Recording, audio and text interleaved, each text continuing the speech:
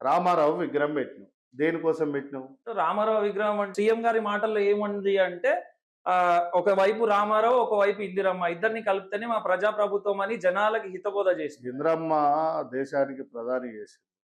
ఇందిరమ్మ పథకాలు ఆదర్శంగా తీసుకున్న అన్ని పార్టీలున్నాయి.